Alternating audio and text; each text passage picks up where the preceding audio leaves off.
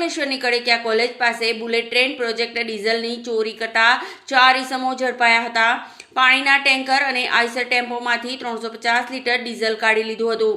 ચોરીની ફરિયાદ શહેર એ ડિવિઝન પોલીસ મથકે નોંધાતા પોલીસે ગણતરીના સમયમાં 4 ઇસમોની ધરપકડ કરીને 350 લીટર ડીઝલ રિકવર કર્યું હતું। અંકલેશ્વરમાંથી પસાર થઈ રહેલા બુલેટ ટ્રેન પ્રોજેક્ટ સાઇટ પરથી વધુ એક ચોરીની ઘટના સામે આવી છે।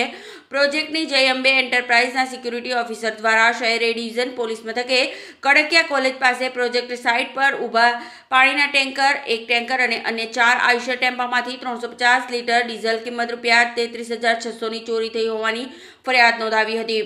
જે અંગે ફરિયાદના આધારે પોલીસે તપાસ શરૂ કરી હ્યુમન ઇન્ટેલિજન્સ અને ટેકનિકલ સર્વેલન્સ વડે આ ચોરીમાં સંડોવાયેલ ઝારખંડના રંજન બિહાર, પ્રેમકુમાર, ગોકુલ મહંતો, રામ પ્રવેશપાલ, ઓરિસ્સાના મકદમભાઈ પરિદા અને રાજસ્થાનના રાજેન્દ્રકુમાર શર્માને ઝડપી પાડ્યા હતા।